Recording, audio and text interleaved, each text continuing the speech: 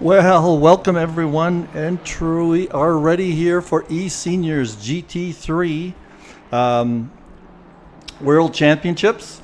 Welcome sports fans from around the world. Well, welcome everyone. We are, remember, we are a sport, and that makes us athletes. Just going to try and get rid of some Welcome sports fans from around the world. getting some volume on here. There we go. So yes, Group 1's last race of Season 7. We'll talk about the standings in a minute, but I'm going to do a little special treat here and give you a interesting view of the track. If I can find it here. Hold on for 1 second. Track flyover. There we go. So this is a Laguna Seca from 300 or 400 feet, or a few hundred feet in the air, or a few feet, and we have the corners labeled on this video. Not that Laguna has that many. I'll get rid of the standby here. Hold on, let you watch the video. Not that Laguna has that many corners named, so I'll do this next year. But yeah, there's only about 3 corners that are named. But I like doing this flyover because it gives you an indication of what the track is looks like and its surroundings. So there's a big, of course, there's the big hill because we go down the corkscrew. So Laguna Seca is in Monterey, California. It is mostly known as being a IndyCar track. And Jonathan was just telling me that IndyCar track is the IndyCars have their last race of the year there. I'm hoping all the volumes are good. Everybody. Somebody on the YouTube tell me whether or not the volumes are good. Just going through the corkscrew there on the video. And yeah, 1957, I believe, is when this track was started. Just looking for something over here. Yeah, this is a great track, man. I'm actually on the course right now in pre-qualifying with the Group 1 guys, just getting a feel for the track so I can kind of like report to you kind of like, you know, how things feel and the kind of grip levels where they're getting. Hopefully I'm not getting in the way of anyone, but for me, this track is famous for one thing, and that was, I think it was 1996 or 97, which was Alex Zanardi overtaking Brian Herter on the last lap of the race at the corkscrew, just all over the place, but he overtook him for second place in the race. And they let it stand. Like today, they would never let it stand. But if you've never seen that overtaking maneuver, go watch it on YouTube. But it is because it is absolutely spectacular and kind of embodies exactly what Alex Zanardi is all about. Absolutely brilliant stuff. Yeah, I'm going to actually do that for sure.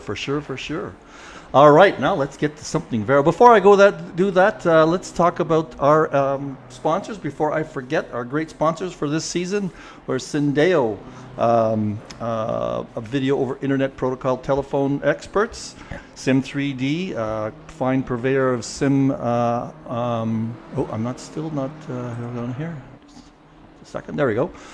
Still purveyors of great sim equipment. And Castle and Crown event items, and I believe they also do some magic wands. Okay, so that's that. But the exciting thing, if I can put that up on the screen, is the standings. Oh my God, because Chris Moses had his unfortunate incident last week where he disconnected, the standings have gotten extremely close, which will make for a very fun race because I'm sure these podium guys know exactly where they stand. So Chris Moses is in first place, but only by 7 points over Steve Young, Sky 94. And he is only 8 points ahead of third place with John Saunders. And we know how those three guys are going to be battling for it. Brad Mears is not that far behind with 7 points separating him and the podium. So he could make it onto the podium this championship podium this year. Last but not least in the top 5 is Chris Bourne with 313 points. So what do you think of that, Jonathan? Going to be a good race today, you think? Yeah, I know this is going to be a really good race today. It's going to be very intense. You know, yesterday's race in the Porsche Cup, you know, it was between 3 of us, and it was very, very intense indeed. We were all very, very quiet in Discord. And I know it's going to be the same with these guys today, except there's a lot more on the line today with the Group 1 because this is the creme de la creme, right? I had a feeling you might bring up Porsche Cup, because who won the Porsche Cup? Who won the Porsche Cup? I don't know who it was. Yeah. Some guy with a funny accent. I think. Yeah, great job for the year. Now, were you ahead? I forgot. I didn't watch the Porsche Cup standings. Were you ahead, or did you jump ahead in that last race? No, I was already ahead. Okay. I think I needed to finish third. Oh, well, that's pretty close. But that was with, even then, you know, I there was a scenario where I could have lost it, but I kind of sat in third place from the get-go, and the two guys in front of me, Derek Bird and John Saunders, they both made some huge errors, and I wound up winning the race. It was actually the easiest win I've ever had, but I'll take it. Krista says to push my volume up a little bit. Okay, I'll do that. I remember how to do. I got a way of doing that now.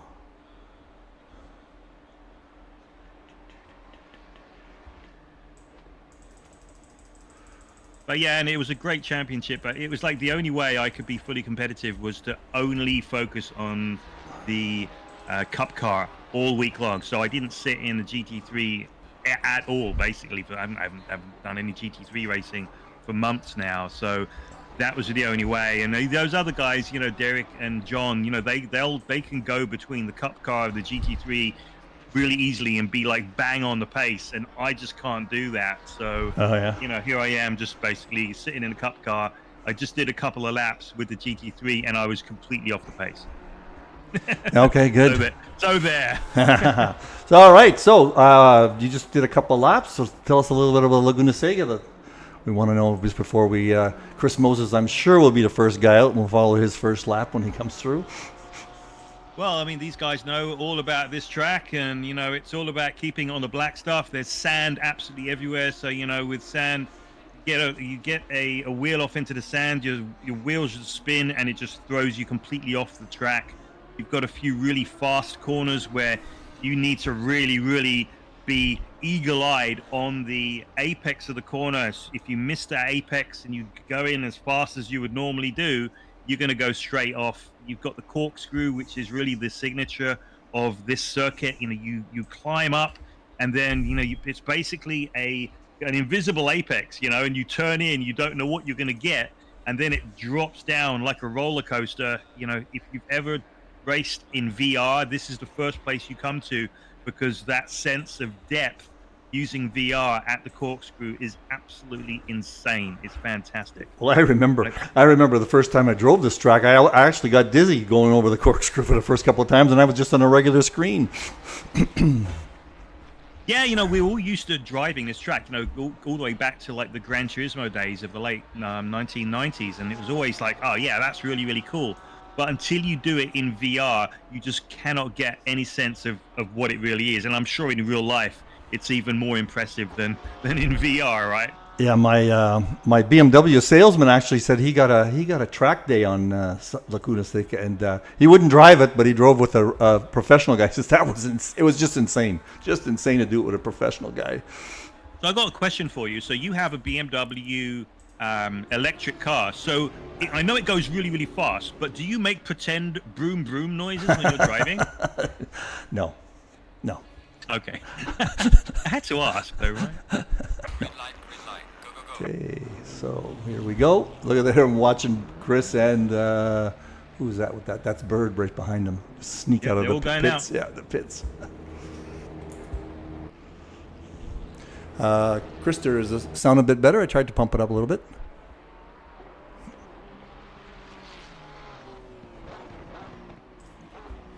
So we've got them all out in unison. So Chris Moses is gone out first. He got the pit stall number 1. I'm sure they were all clamoring to get out when they were given the password, but Chris Moses did it. Derek Bird was second, followed by Roman Mark, Larson, Paunoff, John Saunders, Maris, and Sylvain Desart. I think we'll see if we can get a view there. Some of the liveries here today. Forgot to sync the livery, so if anybody had the new livery, I'm not going to get it today.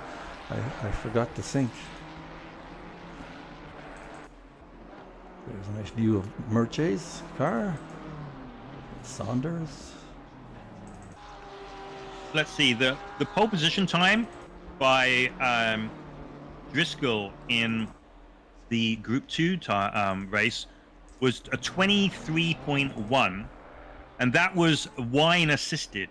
So the question is, apparently he had a bottle of wine before he started. The question is, how fast is the pole time going to be here? So I think it's going to be at least a 21.2. Okay. Sorry, a 22.2 rather. 21 would be really crazy. I mean, maybe in the 21s. I don't know. I've never seen a lap in the 21C. I don't think. Okay. But probably, yeah, definitely the low 22s, I would assume. And, you know, Chris Moses is like the qualifying expert. Somebody I don't see is Porter Wolfschleiner. No, he wasn't in the pre-race there.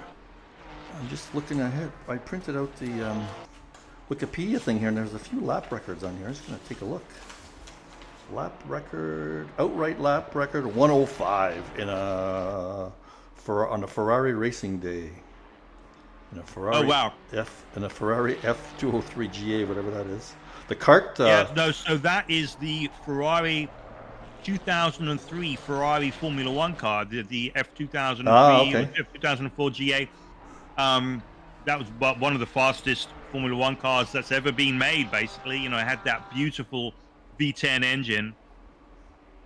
So the qualifying record in a kart was Helio Castrovenis with 107, and the production car in a private event was a 125.44, and it's something called a C Zinger 21C, whatever that is. Anyway, that's interesting. This is also a big motorcycle track too, right? Yeah. No, I'm not sure. Yeah, lots of motorcycle events. So. Yeah. Okay, so we're getting. This will be the first. This will be Moses' first hot lap, or near hot lap anyway. 22.8. That was on cold tires. Yeah, now Mary's has come in with a 22.6. So hey, you know, as you said, they're on semi-lukewarm tires in that first lap. So, and they don't really have their eye in, and you know they've got the stress of it. Yeah. So, you know, I think we're definitely looking at low 22s here. Oh, okay. I think we'll hit the 21 something. You reckon? Yeah. He's got another second. He's got another second in him, I'm sure. Still got to give you some more juice here for your microphone. Make sure you talk right into it. I'll give you some more.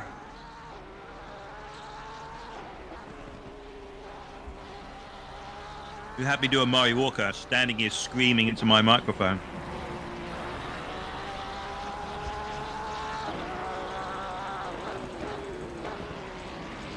Should be better. Might get more racing noise, but that's all right too. So where is he? There he comes in for his second lap, Moses, or second across the finish line. Yeah, he didn't improve on that time. No. All right, so who's getting some improvements here? Everybody's hitting their flat laps. Saunders. I'm getting a little bit of skipping on my my stream. No, everything looks okay on the stream, so that's okay. That must be you. Probably just me then. Yeah, Saunders has got a half a second up on his lap. That will bring him into second place at least. And he's gaining some more. Let's just watch him on the TV. Let's get used to these TV cams. See which nice view. There's one. So he's coming down the last straight, the pit lane straight. My prediction is second. First, 122.5. Yeah, good job, John. And Moses, he's Moses is currently up by more than half a second. Yeah. It's almost a 122 if he gets a half a second. Yeah, he actually lost a little bit of time coming up the hill because he was 7/10 up.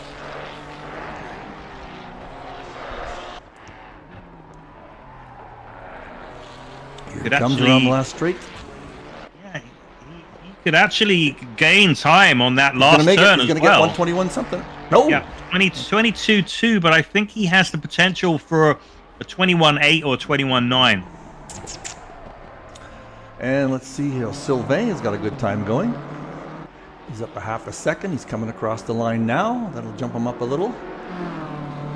One place into fifth. Now Saunders is coming back. He's up 1/10 of a second.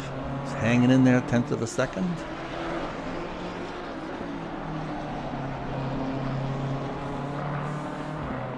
Get my name straight here on the corners. He comes around the last corner. They don't even have pit lane. Pit lane doesn't even have straight. Doesn't even have a name. He is Steve Young just jumped up to P6, 7/10 of a second off of pole. Moses is flirting with the 121s now. Oh, he just went off, just as I talked about him. Announcer's curse. So Brad Mears is up 1/3 of a second. He's got lots of his lap to go yet. Derek Bird, 701. He's coming across. He's the first guy up. Yeah, Brad Mears got the best lap going right now. That will put him into second at least. He's up 2/10 of a second. Well, he lost it all right there. Well, that's an interesting place to lose it. Just went a little wide, I guess. Lost his time. He's just flat on his current time. So Moses went into the pits, I believe. Yeah. Yeah, he's on his way out right now. Coming out now. So nobody's got anything good going on in terms of let's guy down here. Let's just watch Mr. Chubb for a bit. Brian. I believe it's Brian. Yeah. Brian. He's up 7/10 of a second on his time. That'll bring him up to possibly top 10. Let's just watch him for a bit. While the other guys get their tires hot. Oh, just lost some time there. Oh no, he just went over the line. Yeah, where did he go? Sylvain nearly lost it going into the left-hander coming up the hill. Moses is still getting his tires warm. He's in a bit of traffic too. So Moses. Stefano is saying that Valentino Rossi did like a great pass at the corkscrew once in a MotoGP race. I have to check that out. It must have been amazing.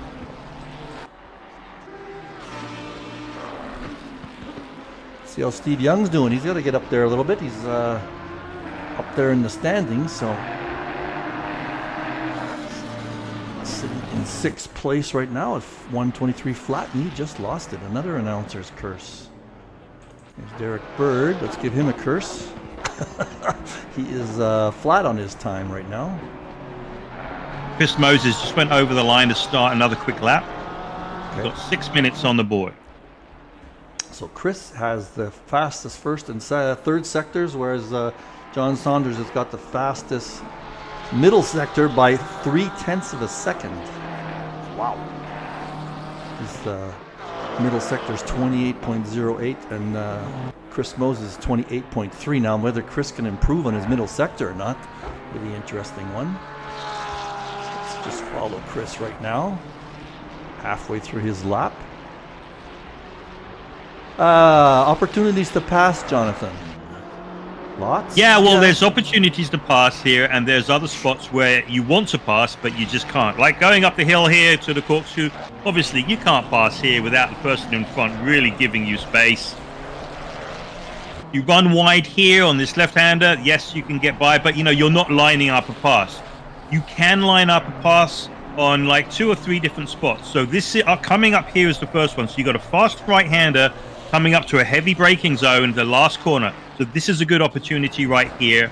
Then if you're close enough here, you can get the power down earlier than the car in front. Then you're just going to shoot you down the straight over the finish line, and you can dive down into turn 1. So that's another legitimate passing place. And if we carry on with Chris Moses here, he's going through this double apex with turn 1. And then you've got this one in turn 2. If you can get close enough to the car in front here to turn 2, obviously this is not a passing space, but right here, if you can get on this power, get a better exit here than the car in front, this presents a really, really good overtaking maneuver on the inside of this next left-hander. And we saw Randy Zimmer do this in that Group 2 race. He did a brilliant maneuver on you, Mike. Yeah, he did, There was contact, and he totally got his elbows out. Yeah. But, you knew he was there, and once again, and you were like, okay, yeah, you need to earn this, and he did, and it was a great maneuver, and it was a great, great respect by both of you. But Those are the three like Oh no! legitimate. Oh, he Moses spun. Yeah. Those are the three legitimate like passing places that you can set the car in front up to pass them. Everywhere else, if you pass them anywhere else, it's because they've made a mistake. Yeah, that one corner you mentioned, it's easy to miss that apex if you go in too hot, and then you lose your momentum going in. So that's going to be an interesting spot. This one right here, where we're just watching. Nope, get on the wrong one. So this is Brad. We're with Brad, and he's got a time going. He had a really good previous lap, but lost it somewhere. He was up 0.3 of a second, which would have put him on the front row. He's up 17/100ths right now, so that will actually get him second place if he can hold on to it. He's actually improved through the corkscrew. He's up 1/4 of a second right now. Let's see if he can hang on. We lost some there. He lost a little bit there. It'll still get him second place though. No, it won't. No, it won't. Here comes Mary's though. He's gone into the final bend. There he goes. He lost a little bit of time. He's up by a tenth, and he's just going to put him into P2. There it is. That's who I was watching. Yeah, great. Saunders was behind him, but he lost. How much time we got left in qualifying? 2 minutes and 31 seconds. So time for a couple more laps for everybody. So Brad's out there. He got a 22 flat. Oh, and how is Chris doing? Chris is way off. Is he going to pull off a last lap miracle again? I really think the only one who can, who has enough time, is Saunders. John Saunders. He's really, just starting yeah. the lap. Yeah, I'm watching him now. Because Chris got stuck in some traffic, I believe. Let's see here. Oh, he's just coming on to his last lap, probably. No, he'll get two. No, he won't get two. He'll get 2 laps in. Gonna cross the line before 122. There, yeah. So he's gonna get 2 laps in. Chris, I mean. Let's see John Saunders here. So he's flat on his current time. And where is he in his lap? Just going through the corkscrew. Went into it a little bit with an improvement. Held on to it a little bit. Not the normal confident John Saunders that we normally see, eh? Like I said, I was talking to you earlier off camera there that he gave me his setup when I tried racing with it because let's see, he's got a little bit of time, not very much. That's not enough. That's not enough. So I tried racing his setup. Oh man, is he on the edge? He's got so much turn in. I know people watch his. Let's go into his cockpit right now, just for fun. He's so smooth because he has to be. If he makes any sudden moves, it's a goner. There, let's see his cockpit. Watch his steering wheel action. Very smooth. Yeah, he's the smoothest driver you'll see. I've tried. Oh, he just hit the sausage. Yeah. But he's smooth, but not smooth enough to not go over a sausage. No, and trying to drive it, you just can't make any sudden moves. And with it, it's just we're on Chris Moses' screen there, and it looked like he hit the wall. I don't think he did. That's a connection issue. I'm hoping he doesn't have connection problems today. So this will be his final lap, and Saunders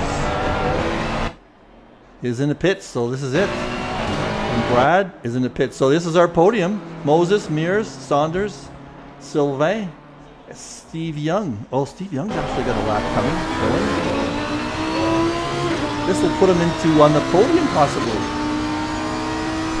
Yes, second place. Wow, we just caught it. Wow, that's time. Great. Beautiful. All right, so remind us, what does these top 4 need to do to win the championship? This is going to be amazing because Moses and Steve Young. Let me just get rid of our screens here for a second and go back to something reasonable.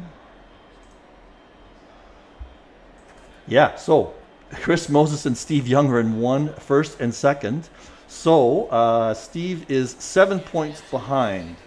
So if the gaps for first and second are 6, gaps for second and third are 5, it goes down to 4. So Chris, obviously, if Chris wins, he wins the championship. But if these third probably, and Steve wins, and then he is the champion. So did Steve? Let's see. Steve does not have any. I thought Steve had joined middle season. He didn't. So he's got a full complement of finishes. Finishes, So, yeah. and you do get an extra point for fastest lap as well. That's so true too. That might come into it, and so Moses gets one of those. Now the old thing about dropping your worst race is probably already in. No, it's already in there, so it's okay. So I know going to be an amazing. It's going to be an amazing race, man. Oh, can't wait. Let's just hope it's well, it'll be clean, I'm sure, but let's just hope nobody has any issues in terms of connection or whatnot. Yeah, I'm just surprised at that last lap from Steve Young. It just kind of came out of nowhere because he was a good half a second off, and then that last lap, I mean, it could easily have been the pole position, but he like totally nailed it. Yeah, Brilliant lap. Yeah, that's happened quite a bit in Group 1, though, hasn't it? Last lap miracles. It does. It does. How about Group 2? Do you notice often. that in Group 2 also? No, I find that in Group 2, but when you've got like 2 minutes on the clock, everyone's sitting in the pits. Oh, okay. No, it's legit. I swear to God, I'm like, why isn't everybody out there? But yeah, they're just kind of sitting in the pits, chewing on their fingernails. That's because we all have our PBs in quali. I know I often have a PV in quali because you get more rubber on, for one, more intense. I mean, it's just in qualifying when you've got this amount of cars on track, the track evolves all the way to the end. So, you know, the theory is that, you know, the final lap is going to be your best lap if you can nail it, and it's going to be the best track condition. So that's why I always go all the way to the end. I normally fuel myself up for the whole qualifying, and unless I crash, I'm on the track the entire time. Okay, so we got about a minute to go here.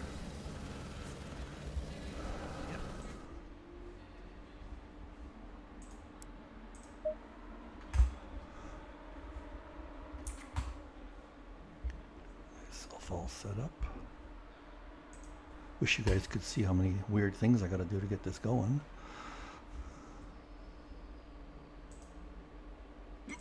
Okay, there we are. All right, so we're all set up. Let's take a quick peek at see how many liveries we can see here. That's backwards, so I think that doesn't work. Just go down the track a little bit here. See all the liveries. I think we got everybody's liveries for a change. I don't see any gray and black cars. I know I've asked Nico to make up a new livery for me. I hope he can come up with something spectacular. It's going to look like a locomotive because I'm an old railroad guy. Stan is asking how many liters of fuel for a qualifying session. You know, previously when I was driving the BMW for GT3, I'd put like about 26 liters in. And that would normally get me 15 minutes. In the Porsche Cup, I mean, that car sips fuel, so it doesn't really matter. And to be fair, even when you've got a half a tank of fuel with the Cup car, it actually feels a little bit better. It feels more planted, so go figure. Yeah, I always put exactly what I need for 15 minutes, unless I have a crash come out and drop it down a little bit. I know some people go out with a last lap 5-liter kind of thing. All right, we're going to be starting in a couple of seconds. The car is moving, but it's a long startup routine here because we've got to go around a couple of corners, including the corkscrew. Yeah, you got to do a whole half a lap. Yeah, it's funny how they're all different, huh? Yep. What that's about. All right, so very exciting. Excited to. Going to be very exciting. I think I'm anxious to see this race. How many guys we got watching? Just 11, but I'm sure everybody will be watching offline afterwards. Who gets the better start? I don't think I've seen Steve Young starts. Yeah, he's the dark horse, isn't he? John usually has a pretty good start, doesn't he? John Saunders. So Saunders in fourth place. Wow. I mean, all of these guys, you know, these are top guys, so they all normally get good starts. So I haven't really seen Young race that much, only basically this season. Everybody else we've seen, like, you know, season after season. So they're they're pretty predictable. But yeah, we've got Steve Young and Bill Marys as well, who's a little bit of a dark horse here, and Sylvain Desart in P5. So anyway, here we go. Here we go, getting ready. Everybody's lined up pretty nice in the top 6 there. Green light, green light. There we go. Racing, racing. Looks like Steve got a good start. Chris is on the Steve got a inside great though. start. You got enough And to come Steve's around the going to get outside. his elbows out. He's got his elbows out. Yes! He's got into turn 1 first. Nice, nice. Watch a few side by sides, but everybody's being very respectful. No issues. Great start by Steve. Whew. He'll be hooping and hollering on his stream. Yeah, he means business. Got that qualifying taste lap it. out right at the end, and he really got his elbows out the first turn there. He's got a lot of followers, so he'll be happy to try and make them happy. A little helicam. Got a decent lead, and the two of them have a decent lead over Brad Myers, whereas John.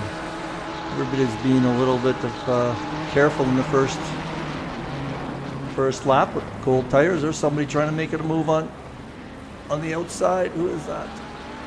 Not sure. A little bit further back. Stefan, you're the first person in history to say, I miss my Nissan. My first car when I was 18 was a Nissan, and it was a piece of shit.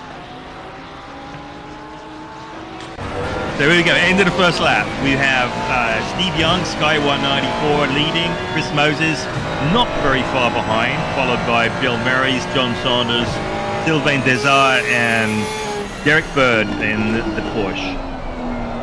Chris is not ready to give up his championship yet. Look at this.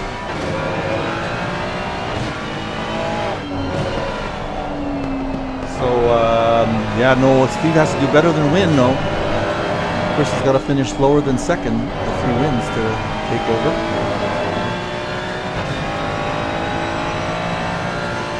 Yeah, I mean, it's a long race. We saw yesterday how easy it is to just fall off the track, and all of a sudden you're a lap behind. And you know Chris is not going to be in, in just, slow mode. He's going to go for it. He wants to win this race. That's for sure. Further down, there's the corkscrew. And you can also already see that Chris is faster than Steve. But on this track, the guy in front could be 2 seconds a lap slower than the guy behind, and the guy behind still can't get past. Stay on the line,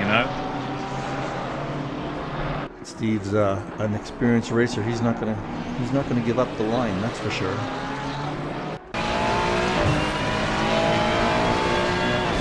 It's gonna be a fun race to watch. Come on, let's all start cheering for Chris Moses' internet connection. That's right. And then Brad and John, they're just going to sit and watch and see if anybody makes a mistake. Moses is all over Chris and Steve. Yeah, and I think at some point or another, Steve is going to have to be like, okay, I can't push. I need to just concentrate on the line, and that's going to slow him down. And then we'll have the top 5 or 6 will start to concertina up, I think. So we're going to be following the podium quite a bit today, I'm sure. Guys, I promise I'll do a midfield madness for Group 1 and Group 2. It's either tomorrow or the day after. Look at this grouping. These 4 guys are all in the top 5. Where is Chris Bourne? Yeah, Chris Bourne isn't racing. He's not racing today. He's had some surgery on his hands, I guess, okay. and that cannot be fun. So, here goes Chris. He dived down the inside, Not going to hold it though. but he went Then really look at Saunders. deep, and in doing so, he's lost that second place as well. It was like bows out, but it just didn't work. Who was behind? I saw going into the corkscrew that Steve Young was he was very, very conservative. He didn't want to push that, but in doing so, that really gave Chris Moses that's where that started. So it gave Chris Moses a little bit of momentum going all the way down the hill and gave him the opportunity for the pass. It was just a little bit too late on the brakes. Let's go watch that replay for fun. This is the whole setup here. We're watching on the screen. So you can see he's just about to come down the corkscrew here. Steve is a little bit conservative, which gives Chris the momentum. So then Steve takes the inside line, which is the defensive line, which once again gives Chris a little bit more momentum still, and he's right on his tail, and that gives him the opportunity for the dive down the inside into the last turn. Yeah, that was a great maneuver, but unfortunately didn't quite make it. We'll catch up here with real time. I went back for 60 seconds just to catch that. That's a great pass. And now Chris has more to do. He needs to get past both of these guys. What, 60 seconds is long now? Oh, there we are. We're back live. And Bill is having a look around the outside of Steve. He's got his nose in front, but it's not enough. Is Moses going to take advantage there? Wow, look at this racing. Yeah, it's very, very close.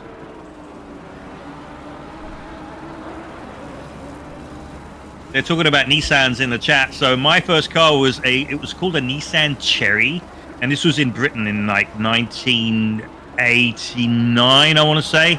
So this Nissan Cherry, it was this two-door POS, and it was it was work basically. It was a special version of the Nissan Cherry with an Alfa Romeo engine, and it was horrible. And it was brown. And each of the panels was like a different shade of brown. It was just terrible.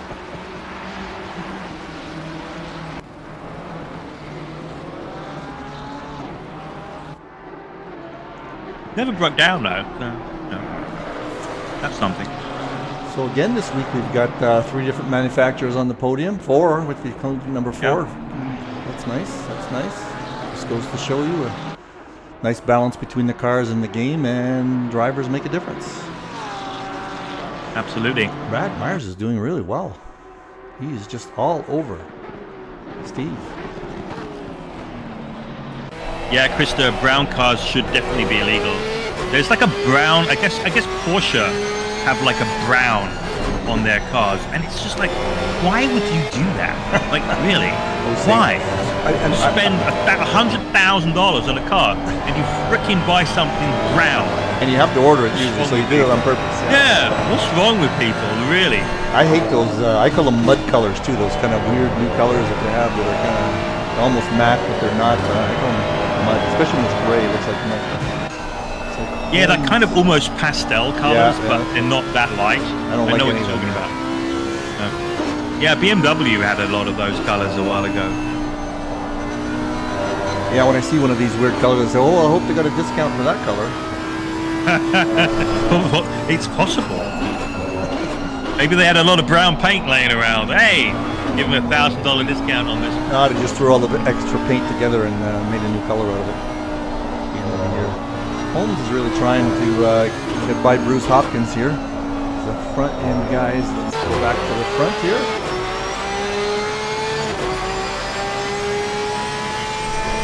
So as we stand,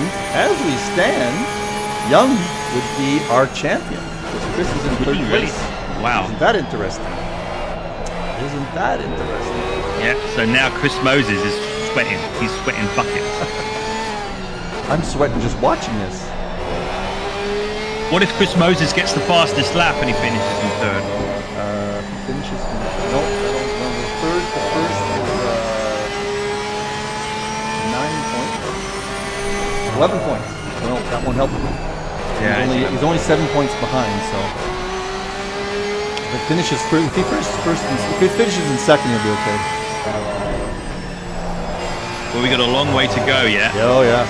And this whole stream of guys. Oh, Bruce Hopkins is off. Let's just quick pick and see what happened to him. Right in the middle of the trot. Oh, I didn't go back far enough. Oh, that's too bad. I'm gonna watch this for 15 seconds. Good job of there is exactly what you're supposed to do, guys. You're in the middle of a corner right on the racing line, and well, you just stay put with your brakes on and let everybody get around you. Oh, Steve went a little. Oh, look what we missed. Did we miss? No, I think Bill went a little bit wide, and he's dropped back a little bit. Now he's allowed Chris Moses the opportunity to close in, and meanwhile behind them, John Saunders just put up the fastest lap of the race. So he clearly has as much pace as the guys in front of him. And the fact that Bill and Chris are fighting so hard has given Steve Young that opportunity to pull away at least by a second. Jeez, I'm just watching on the stream and I see a little bit of hitching on his there. Look, yeah, I don't know if you guys can see that on the stream. It's his car's twitching. So that's definitely connection issues. So let's hope it hangs in. Again, let's cheer for his connection. So with that though, but Steve has opened up a bit of a lead, second lead. Yep. We must have missed something when we were on. Oh yeah, he's definitely having connection problems. Chris. What makes you say that? I can see on my stream it's twitching. He's like taking off for a second. Yeah. I'm looking at everyone's pings, and everyone looks pretty good. Oh, he's gone now. Oh, I see. He's gone. Yeah. Too bad. That's it. Oh, damn. Yeah, he's off into the gravel. I'll have to take a GoFundMe page to get him a T1 connection or something next year. It's all right, Chris. Well. That's all right. I mean, I can relate. I've had some internet problems myself. Got a new router and still having kind of weird problems with it. And sometimes with these mesh router systems, if you're not connected to the main router instead of like the satellites, you'll have problems. So you got to have that connection to the main router. I'm going to interrupt you for a second. I'm on replay here because something happened to Saunders. I'm on a long replay because he's quite far down. He's 11th place. So what happened here? Did he get caught up with Chris with his I don't think issue? So. Oh, yes, he did right there. So now he just went off track a little bit. Still in replay mode here. Did he think? Oh, you know what happened? I think he thought he hit him, and he's waiting. Yeah, and he's waiting for him. Oh my God. Yeah, and he must have skipped. He must have skipped when he was having those rubber banding issues. Well, he was right behind him. And he was waiting for him. Oh my God, that's a. I guess Chris is Chris still on track? No, he's not on track. We're back live. So now, what does that mean for the championship? We need if Jeremy, if you're listening, we need an analyst now. Yeah, no, we sure do. We really do. I've got no idea what the standings are. Right, what do we got here? Steve Young's what's going in first. Who's the second? Brad Weaver. So Steve is with Moses out. He is our championship leader. With Saunders way back, that will bring Brad into second place. So where we're looking at is kind of the 1 and 2 for the championship. And let's see how far Brad is behind Steve Young. So Steve Young would have to have a big problem before Brad could overtake him for the championship. Well, so that's that. But there's still quite a bit of racing to go yet. We are on 30. That was a lot of excitement for 14 minutes. Yeah, no kidding. So that means that, this is all calmed down, and I'm looking at the leaderboard, and like the closest fight we have is actually for 7th place. So you've got Mircea Paunov, who is holding down that spot, and the other Ferrari of Roman Mark is right on his tail. He's like 3/10 from him. That's challenging for 7th place. The only battle on the track right now is between these three guys. When I jump on Steve Young's car, I get some chatter on my screen. Now I'm thinking that's not his. I see that. issue. What's his ping look like? It looks good. His actually is the best out of everyone. Oh, okay, I don't know what that chatter's about when we're watching him then. Yeah, I'm seeing stutters when you're. Well, yeah, I'm seeing stutters on a lot of the cars. Are you watching a stream? Or? I'm watching both. This part is pretty good. All right, so let's take stock here. Steve Young is in first place. I think this is the best battle right now. I'll watch it for a little bit. I'll go through this stream. It looks like he's got momentum on Merche. Roman Mark. This is not over because Bill Murray's just posted the fastest lap. So a lot of this is going to come down to the pit stop. So we discussed this in the last race that in the pit stop, it's very, very easy to drop like 4 or 5 seconds just by stopping off of your mark. So then you've got a few other things going on here at Laguna Seca. So the pit in, the line for the pit limiter is right there as you go in, and then you've got to do a very, very hard left turn at very low speed, and then on your way out, once again, you've buried the throttle, and then when you get into turn 1, you've got to take that escape road, which is the pit lane out, which is very, very narrow, and once again, really tight and super easy to spin, as you saw John Saunders do yesterday. So Roman is really giving Merche a hard time here. I'm going to jump up to Brad and Steve here. So that's the gap between those two guys. Brad is catching up.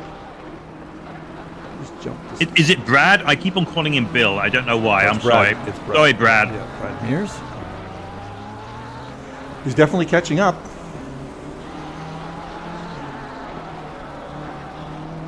Ferrari and a Porsche. No, Nikos, this track is not in the desert, it's in the desert. The Valley of Death, no, Death Valley is like to the south east. This place is about, I don't know, I think it's less than 100 miles south of San Francisco. Around Carmel, Monterey. Whoa! Brad had a late break there. He did, he's much faster, isn't he? Yeah. So he's caught right up now. And Brad Steve has one fastest sector. He's got the first sector as quickest. And Brad has got the fastest third sector. John Saunders still holds the first sector. So how did Brad's got the fastest lap. So yeah, look that way. See, Steve's pulled ahead a little bit in that first sector. But on the third sector, Brad has a third of a second advantage in terms of his fastest lap. So that's interesting. Here's the corkscrew from Wayne. So this is where Brad has a better fastest sector. See if he can catch up a little bit. Wonder where it is that he gets that advantage. Let's see if it's on the final corner. See, late break a little bit. Caught up a little bit. Okay, let's get off of that. That's a dizzying view, that one for sure.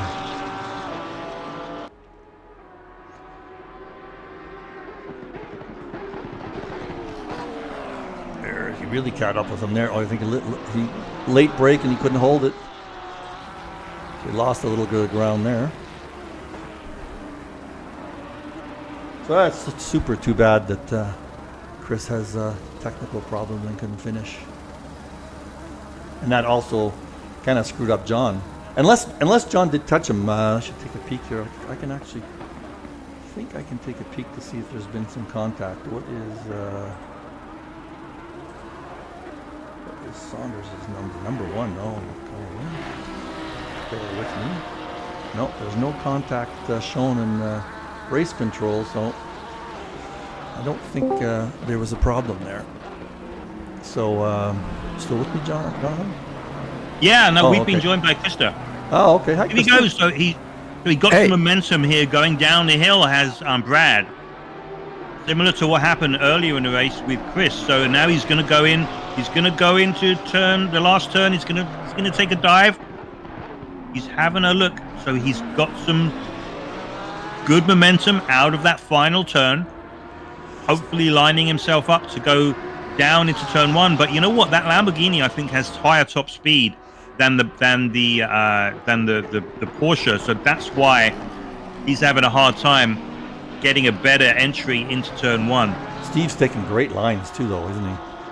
Oh yeah, he's absolutely inch perfect every lap. But then again, you've got the commentator's curse. So now we're just asking for him to screw up. That's only when you switch cameras that happens. So what do you think of the race so far, Chris? Yeah, exciting. I just wanted to report that there was no contact with Moses. I checked that. No. So But he must have thought Okay. that happened because it was happened right in front of him, huh? When he took off. yeah, it was very weird. No, I'm sure And Saunders I thought have he a did. little spreadsheet I'm running to understand the point situation. So the way it stands right now, so if Young wins, he's going to win the championship. And Maris, if he stays in P2, he will be second in the championship. And Saunders will be third in the championship if he stays where he is right now. He gets 45 points for What if P9. these guys? What if the top two are reversed and Brad is first and Steve is second? No, that's not enough, I don't think. Let's see. That's a 6-point difference. And he needs more than that. He's 15 points overtaken. Yeah, so if they would switch places, Young is ahead of Myers then with 4 points. So even if Myers get the fastest lap or something, he won't be able to touch him. Okay, so Young basically has to finish second.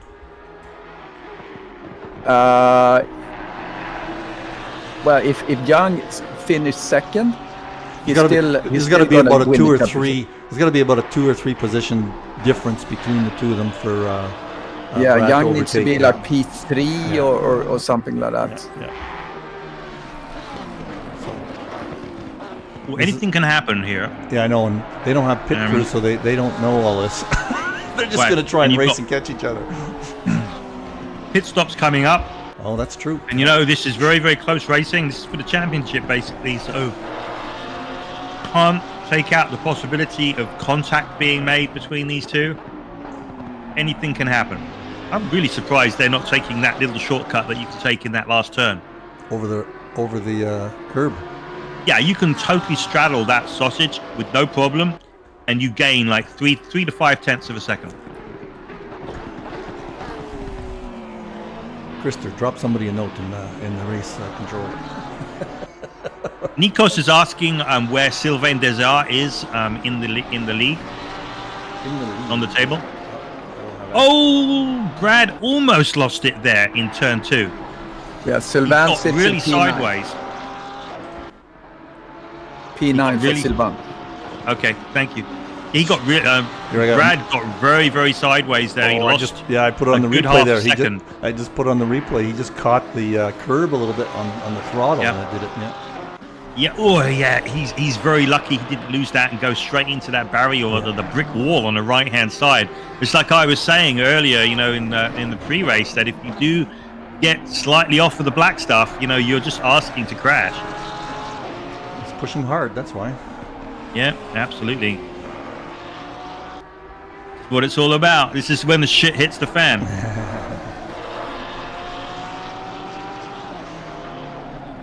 And Brad's coming Coming into to the the pits. pits. All right. Okay. So an undercut.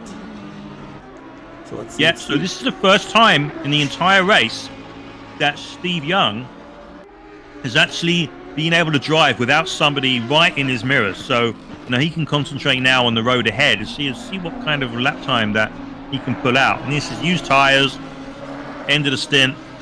But this is when he needs to really pull it out, because clearly Brad was faster than him. I'm assuming that Brad makes a good pit stop.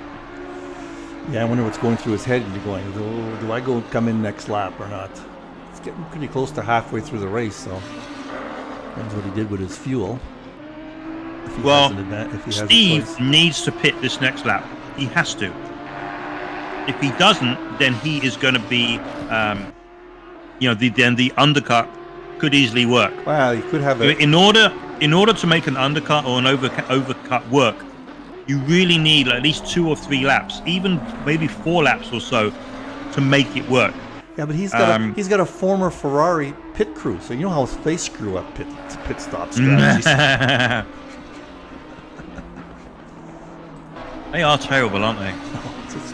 It's just mistake after mistake. There he goes. Just like a bunch of clowns. There he goes. So let's see. Yeah, Brad is out now. Follow Brad's lap.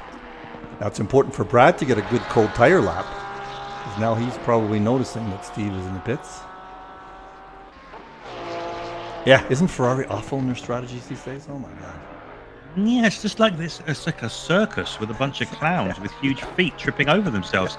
Doesn't make any sense, does it, for a team that has like so much backing? And they asked the driver to what to do, sort of. Yeah. Which is kind of. Oh, what kind of tires do you want? Yeah, okay. I'll tell you what. You want those tires? Nah, we'll give you these. Merche just showed Merche going off. Just like you said, in terms of you get on those curbs at the throttle and you're in trouble. All right, so where are we? So we're looking at, so Steve Young's coming out of the pits. We see Brad Mary's number 2. He's just coming into the last turn right now. And Steve is crawling out of the pits. It's going to be really close, guys. It's going to be very close. So number 2, Mary's, he is hammering down, coming down the pit lane here. Yep. Yeah, he's gonna pass him. I'm not sure if he is, mate. Mary's I don't gonna take think it. he is. No, he look isn't. at that. Yeah, That but he's on cold tires now, remember? Yeah, that is tough to do on that pit lane exit. That's a nasty corner there. Yep. And did a that was great job. perfectly Yep. played by Steve Young. You know, he came into the pits exactly when he needed to, right after Brad did, to minimize that undercut. And now he's got to keep it on the track until he can get those tires working. I've been looking at the lap time for Steve Young, and he's unbelievably consistent. It's almost like a straight line of just fluctuating a little bit on his 1:23.5 race pace. It's unbelievable how consistent he is. Oh, Brad's gonna make a move here.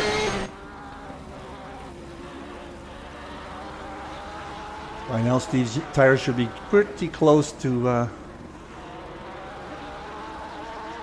Yeah, they're coming in, that's for sure. Yeah. He's going. There he goes. Here goes Gotta go Brad. for He's it. going for the inside. Let's see how the. And it's going to stick. He's making it stick. But I think Steve might have had a slightly better exit. So, and we know he's got a little bit better top speed than the Porsche. Is he going to be able to make the dive back inside at turn 1? Yes, he's going for it. Look at He's that. going. Beautiful. Nice respect. He makes it a little bit wide, but he's closing the. He closed the door on Brad, who lifted off. Not over yet. It's It's going not for over the yet. inside again. No, then he lifts. Look This at is that. Absolutely brilliant stuff. That is amazing. I'm gonna wait till this settles down a little bit. What a sequence. That was amazing. What a Amazing. sequence. That's got to go on a YouTube for. I'll take that clip out. It's not over yet, mate. It's not over. What a sequence. So you saw exactly what happened there. So you saw that Brad had a better exit from the corkscrew, and he was able to keep that momentum all the way down the hill and then get into the braking zone and have a go. But then in order to do that, he overshot a little bit, which meant that Steve got a better exit from that last turn and got that, leapfrog down the straight and was able to retake the lead. This is like classic racing, basically. Yes, I told you. I keep telling you guys every week, it is a sport, so that makes us athletes. These guys, I'm sure, are got some high heart rates and a little bit of sweating going on. I got a small glow on just watching it. You got a what? Huh? A I what? got a glow on just watching it. Oh, okay. I thought you said something else. Yeah, I was like, okay. Oh, what is it? I'm Yeah, ready. like, I know. It's like, I know this is Group 1, but like, come on. Hey, I I'm looking at I have the to hit that lap button. time. This YouTube video is not for kids every week, so. Take it Yeah, down. Maris is also really, really consistent. So these two guys are just we're in for a treat here, I think, at the end of the race. Well, let's take a look at what's going on behind you. Derek Bird climbing the ladder a little bit here. He's getting up close to Larson. So a little.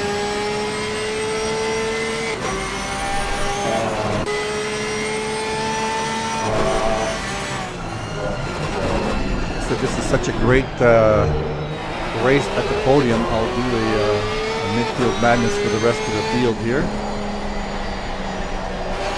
He's asking why Stefano is not in the race. I can bet he's going to reply because I hate Laguna Seca. Stefano Zucchini. Yeah.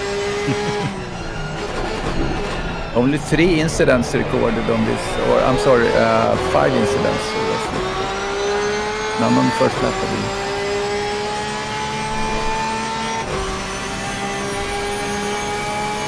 And now they're lapping in the 22s, so they're lapping at qualifying pace. Wow.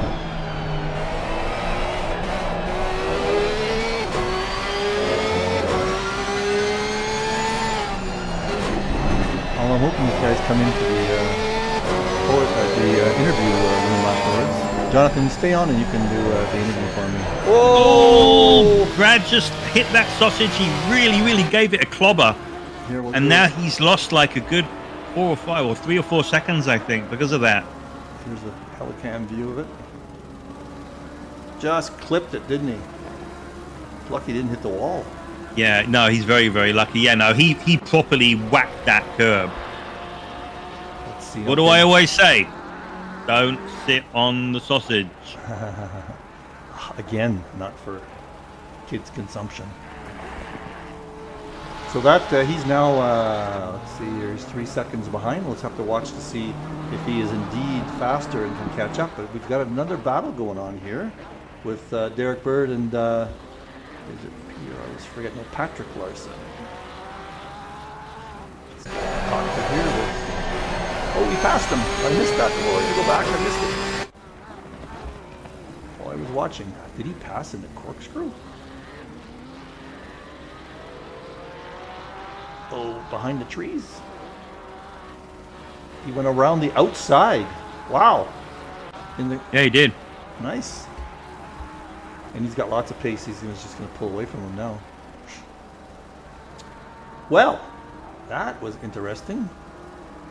Everybody was pushing so hard there, so let's see if Brad is going to make up some of that time. We were kind of thinking that Steve didn't have the pace, but he's got the pace, hasn't he? So what was quali? Quali was 1:22.3, wasn't it? Something like that?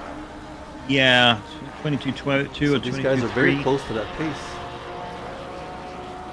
Quarter second off. No, they got improving track conditions all the way. And Brad's made up a half a second already.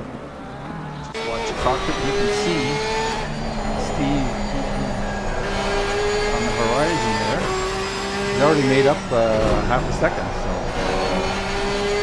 Yeah, watch well, that. you know, not only does Steve has to have the pace, he's been able to control the pace. I think that's been the key to this, isn't it? Because he had a train of cars behind him who couldn't get by, but he kept at his own pace. He didn't overdo it, and he forced the guys behind him to really push too hard. And that's definitely the case with Brad. You know, he's obviously, you know 11 tenths at times, and you know, when you do that here, you know, it really bites you.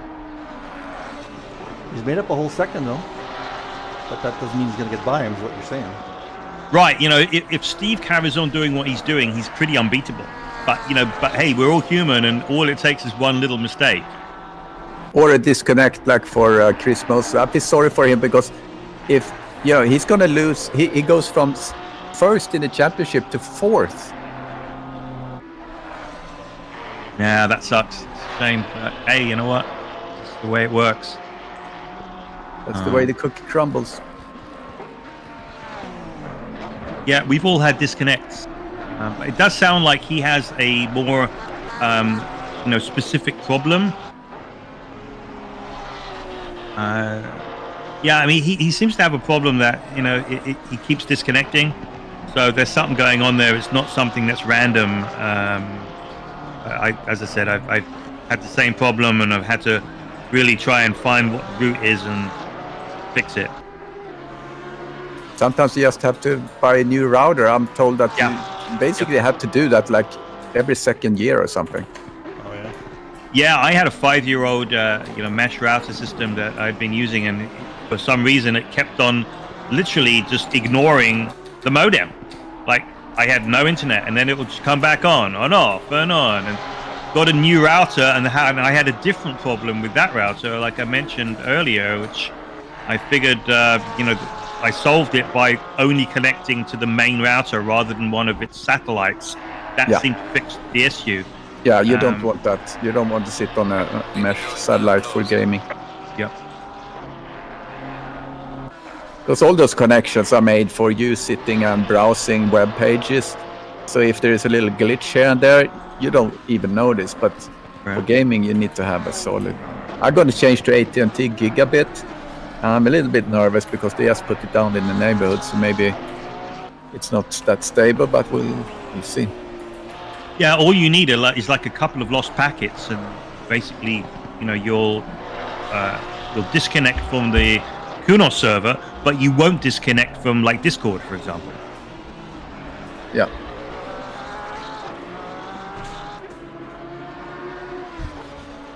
Another fast lap from Steve. That's his fastest lap of the race at 22.7.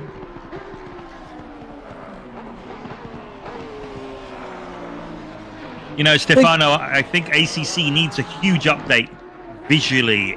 Everything, like the engine needs a new update. And I think that's what we'll get with ACC 2. I'm sure it'll look absolutely fantastic. Yeah, they have to do something. All the games, like my flight sim, we talked about that they kind of changed their whole structure because they just can't ask it's just so much they can do with the platform after a while, and also they can't have the users upgrade their systems just to cope with the games. The game developers also have to give everyone a break and try to optimize their the programming, so you don't have to buy a new video card for $1,000 every year. Yeah, and I think Willie asked or made the statement earlier on. It was like, what I want to see, is like me. I want to see smoke and I want to see fire. And he was saying he wants to see a better damage so that cars get beat up and bits fly off and stuff. But the reason why you don't see that in pretty much any game is because these motor manufacturers, they don't want to see their cars in bits and pieces in a video game. They want to make them look like absolutely beautiful. So they have issues with that. So it's part of their licensing agreements that with these games that that they do look fantastic. And yeah, if they do get, and in the case of ACC, if they do get beat up, they don't look like they've fallen into like 200 different pieces like they do when they're in real life. I've been playing this game War Thunder with tanks and stuff, and you shoot on a tank and it's like plates coming off and it starts to look better. It's really, really cool though. Chris Moses on the chat here. Sorry, Chris, for your disconnect there. That was too bad. Yeah, Chris, we did see you lagging pretty much from the start, unfortunately. That really sucks. You need to buy a new modem. That's my suggestion. Either a new modem or a new router, or if you're using a mesh router, to just pull off the main router that's connected to your modem. Glad you guys kept but then talking. It could be something else. Who knows? I love it when you talk techie talk, you guys. And I'm glad you did, because I got time for a bio break over all that. So, we forgot to mention big announcement tomorrow for season 8. Everybody look out on Discord for the announcement about what we have planned, mayhem for next year. We still have decisions to make, I think.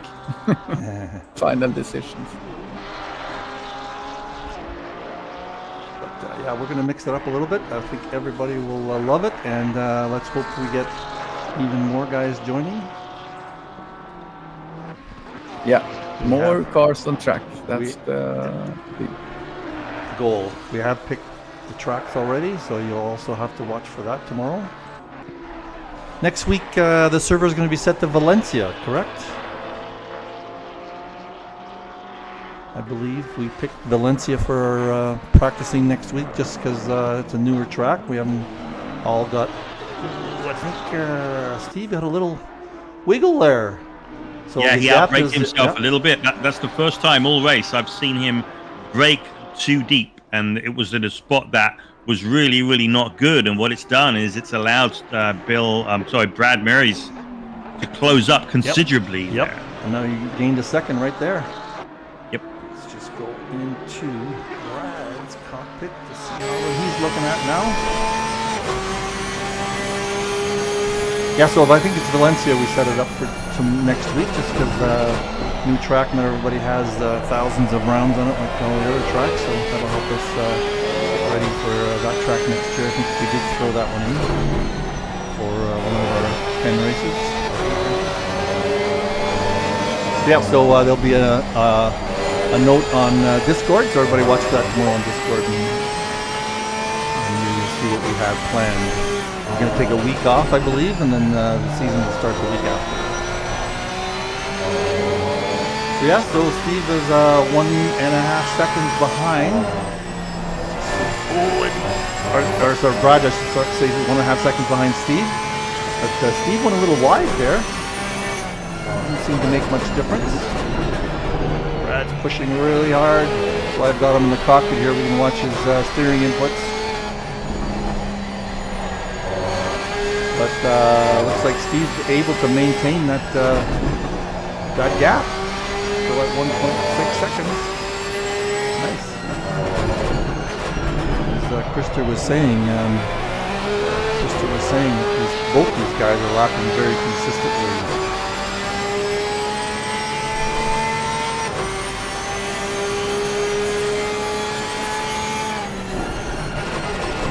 Yes, David Craig. Season 8 will start 2 weeks from today for the championship round, but there'll be the other races that will be the week prior. Saturday will be the tail end of the week. Yeah, so we'll basically take a week off and then we're back into it. Same day. That's all the hints we're going to give you. That's it. No more talking about that. Wait for the big announcement. Oh, Steve went wide again. Yeah, he really needs to pull it together here because He doesn't seem to be losing time over it though. Watching the gap and it stayed the same. We'll watch him on that spot next lap. Get in his cockpit. it's the final sector that he's been weaker than, and I use that very, very loosely, against Brad though. So this is where Brad really does close up. And it seems that Steve is better on the first sector than Brad, as we saw earlier when Brad hit that big sausage. Yeah, I've got those up right now. Brad has got the fastest first sector. He's up not that much though. They're very close. 3/100ths of a second for their best. But on the third sector, Brad is over 2/4 of a second faster on the third sector. Amazing. Best against best.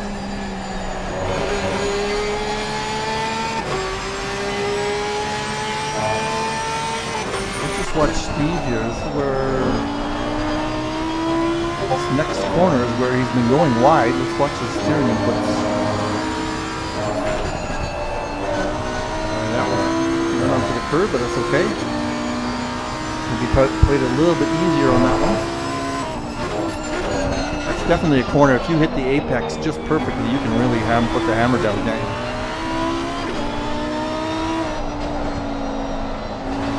Six minutes to go in the race. Maybe some skill fatigue hitting pretty soon. Stay on board with Brad.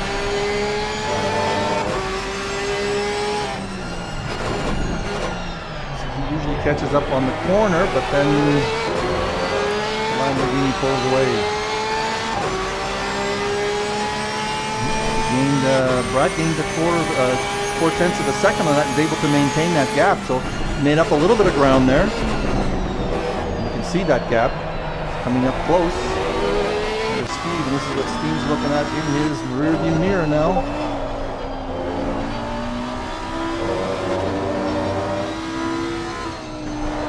Am I alone on the stream here? Jonathan, you done? No, I'm still here. I'm still taking here. up- Sorry.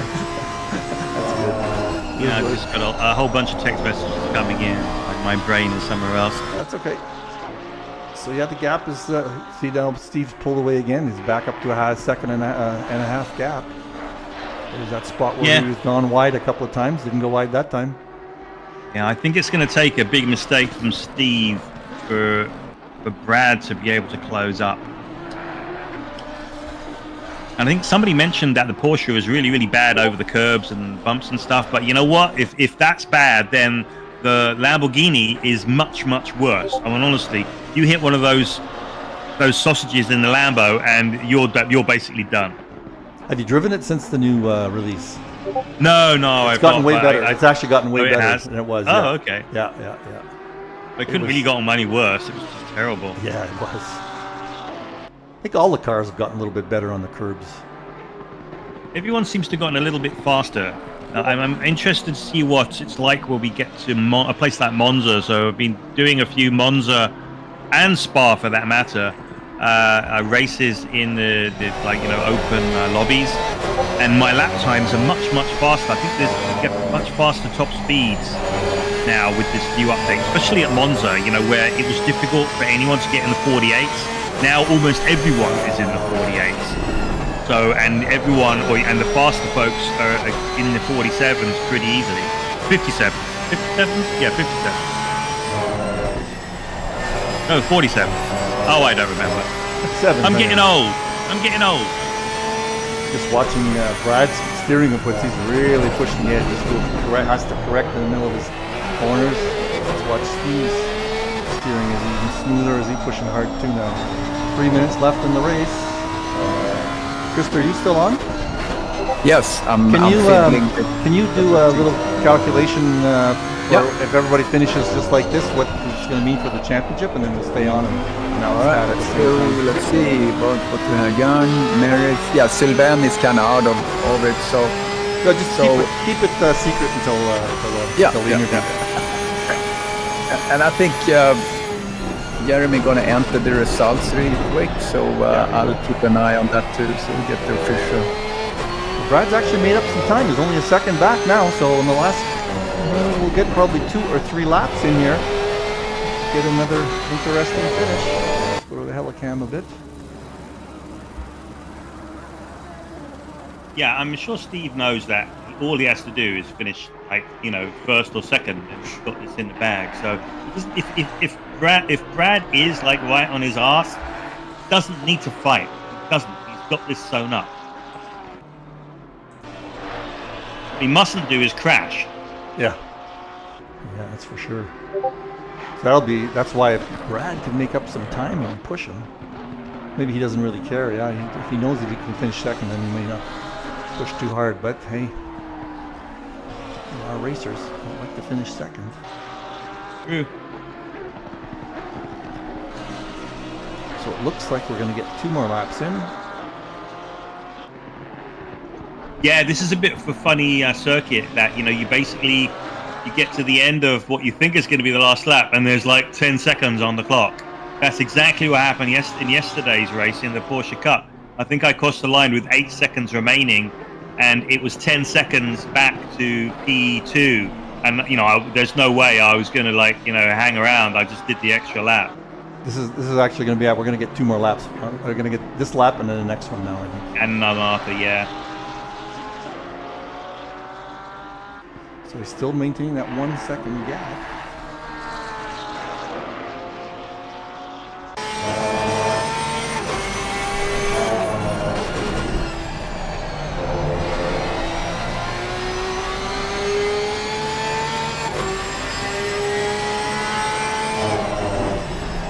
We missed that apex.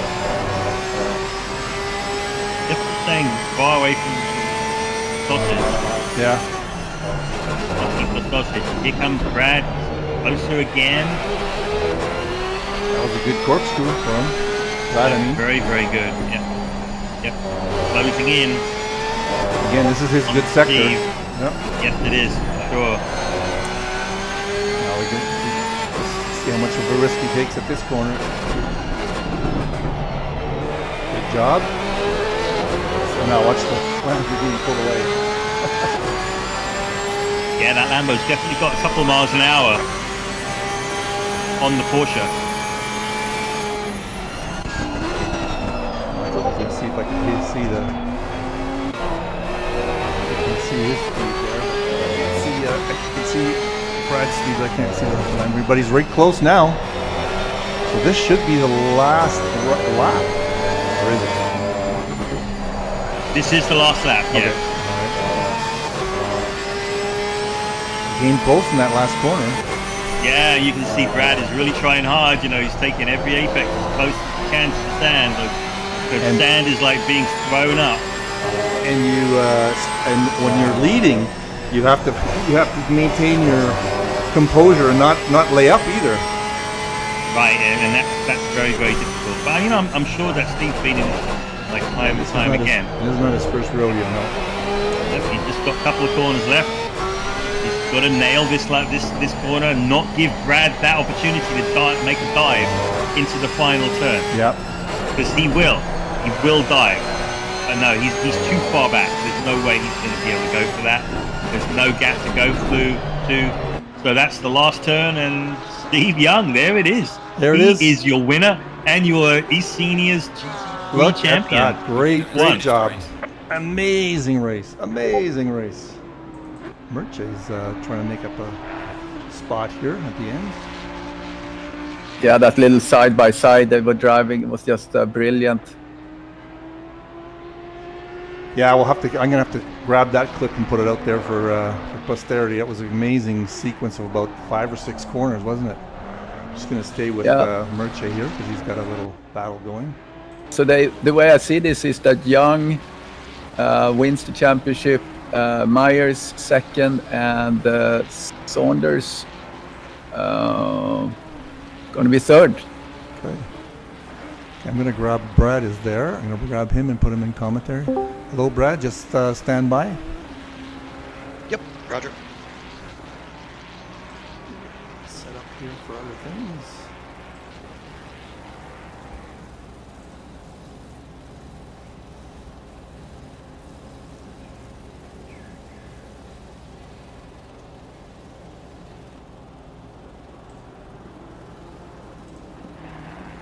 Doesn't look like there's anybody else in the chat. Doesn't look like the other guys are there. So. Oh no. Hang on. So, while you try and herd those guys together, Mike, I'll just have a little chit chat with Brad. So, dude, you had like the freaking amazing race, man. Honestly, it was great to watch. You made a few like Hail Marys on Steve. Ultimately, though, you know, Steve, he just like kept to the line and he managed everyone's pace. Basically, he controlled the pace of the race. I mean, how did you see it? Great second place. Yeah, holy cow. I mean, it was a great race for Steve, and he definitely did control the pace. He got getting out front was pretty beneficial for him there. That was a great move to get him out front. And yeah, had pace on me through the first sector, and I had pace on him in the third sector, and just couldn't get past the guy, unfortunately. So, but now does that put him in line for a championship, Steve? There you go, Steve. Yes, absolutely. Steve, hello there. You are the champion of the Group 1 and the ultimate champion at eSeniors. Great race. Go ahead, Jonathan. Yeah, so Steve, congratulations. You won the race. You controlled that pace absolutely fantastically. You took that second place on the grid, which just seemed to come out of nowhere, and got your elbows out like massively into turn 1 to take the lead. Congratulations on the race. Congratulations on the championship. Well, what do you have to say, mate? I'm so excited. I don't even know what to say. It's just, you know, to be honest, I mean, all these guys are so fast. I mean, Brad and Chris and you know, Saunders. I mean, everybody. I mean, there's so many fast guys. But the thing is, they're fast and they just have great car control, great pace. So it's so fun to race because you know you can be right beside them, and it's just everything's been clean. I mean, I didn't have not even any damage at all, even though we were right door to door so many times with Chris or Brad. Or I mean, it was just you had an amazing sequence with Brad there, about 5 or 6 corners. We're gonna grab that, put it on YouTube for sure. No, it was some great, and especially in the Porsche. I mean, I know it's really strong, but he really had great pace. I mean, all the way through the whole, through the whole stint, and that's really saying something. That's really good. A couple of times I made, especially the last 5 to 10 minutes, I made a few mistakes. Just starting to get tired, starting to get a little worn out. Yeah, but went a little wide there, huh? A little wide a couple of times. Yeah, ran wide, and I think I clipped these couple of the sausages a couple of times, just barely. But at least I didn't have too bad. But just when I think I went into too deep into the corkscrew, I think twice. So just little mistakes. But I mean, that's when you got somebody like Brad or Chris or Saunders, any of these guys. I mean, that's the thing. I mean, one little mistake, like two or you lose 2 or 3 tenths or half a second, they're all over you. I mean, it's you just can't. It was like doing a qualifying lap every lap. What was the story of qualifying? What did you just get a good last lap, or what? Just jumped into second place there. I just I knew I went out. Usually my philosophy is I try to go out the first time, and I try to just get on the board, so to speak, in case I do wreck or something. And I just try to always push a little harder. And I knew at the end it was going. I came back in, got fresh tires, went back out, and then of course put the absolute bare minimum of fuel in it, and basically turn the brake bias down. Turn the brake bias down for a little bit more, grip as far as rotation and braking, which with here at Laguna is really big. And I decided just to just let it all go, either wreck or do a good lap time. So it was fun to watch. Go ahead, John. And I just had a couple real quick things, guys. First of all, bad luck for Chris Moses. I mean, obviously he would have been right there, or maybe gone away for the championship without those discos. And secondly, I just need to apologize to Steve for the dive bomb into the last corner. I mean, it was a pure dive bomb, but it almost worked. Sometimes it worked. Actually, it was close. It almost worked. Yeah, sometimes fuck it. It'll probably only happen about once a season, if that. So just apologies for that. But. And just so that you guys know, Steve Saunders was right behind Chris when his disconnect happened. So he thought he clipped him, I think, because he stopped and waited. So that's why he ended up far back, because he was in the battle too. We were looking for a 5-way battle here. It would have been, and I feel so bad for Chris because he is so tough, and that's why I say just to battle with him up front up here. I'm really happy whether I first or second or whatever, but I just feel bad because his internet issues are just so. I just feel bad. We'll take up a GoFundMe page, and we'll fly him private jet into right next to the server next year. Yeah, he needs to find out what the issue. It would have been a great race because he had great pace, and again, another person. Like I said, great car control, and he did kind of the same thing that Brad did, but he just I knew he was more. It was closer, and he just ran it. He went in deep in that last corner, and I just undercut him and did a drag race down to the first corner again. But it would have been tough. He had great. Again, it would have been probably, like you said, with Saunders too. If none of them had a problem, it would have been a 5-way battle. Well, you gave us a good battle anyway for the stream, that's for sure. So stay tuned. Mate, go ahead. Steve, I just wanted to just final thought was, for me, the move of the race was, Steve, you taking the lead going down into turn 1 on lap 1, because for me that's what won you the race. Because once you got into it, you got your elbows out like big time. You didn't have to do that, but on the other hand, you kind of did have to do that if you were going to win this race. And then once you were there, you were able to control the pace, didn't make any mistakes, and won the race, won the championship. So congratulations to you, mate. Yeah, great. And the other thing we didn't talk about is both of you had great pit strategies, because Brad would, I believe, went in first, and Steve came out just ahead of you. You had a hell of an exit on pit lane there. That last corner on pit lane is nasty if you don't practice that. Oh yeah. That's one of the hardest ones probably in all of racing, is that coming out of that pit there, because you get in the dirt and then you're really messed up. Oh, and then that was another turning point, because if you'd have been behind Brad, then you'd have had to pass him. I doubt it. I don't think I could have. No, it was one of those things. Again, it's so hard to pass here anyway. Even if and Brad really had a little bit more pace than I did. I mean, his lap times were just a little bit better, but again, it's so hard to pass. So Well, it's trying. it you seemed know, like it seemed like the Lambo had a bit more on the pit straight. You were able to pull away a little bit, and Brad was always catching up to you on that last corner. Yep. He was a little bit better from the corkscrew down for sure. Yeah, he did could have go- the fastest third sector by like a Yep. yeah. And Anyway, I think I go was better in the first sector or something like that. I think I was a little stronger there. final thoughts, So- Brad? I'm sorry, say again? Final thoughts? It's been a great season. eSeniors has been just tremendous. I've been out of sim racing for quite a while, and ACC had a tough time with 1.9's been a real game changer, and then you guys have been the real game changer. So I look forward to a lot more seasons. Thank All right. you. Well, season 8 starts in 2 weeks, and look forward to an announcement tomorrow about how we're going to set that up. So, thanks everybody for watching. Oh, go ahead. Let's get you guys in the Porsche Cup season this next season. That would be amazing. That's a possibility. Yeah, do it. See, Krister, any That's final gonna thoughts? run on Fridays. Yeah. Any final thoughts, Krister, for season? No, I think 7? again, great season, and you guys are what makes this such a high level league, and people are joining to both see and participate in really great racing. So thank you guys for participating. Okay, guys, we'll sign off, and we'll see you all in the next couple of weeks for eSeniors season Thank you, guys. 7, season 8. I mean. Bye bye. Okay, bye bye.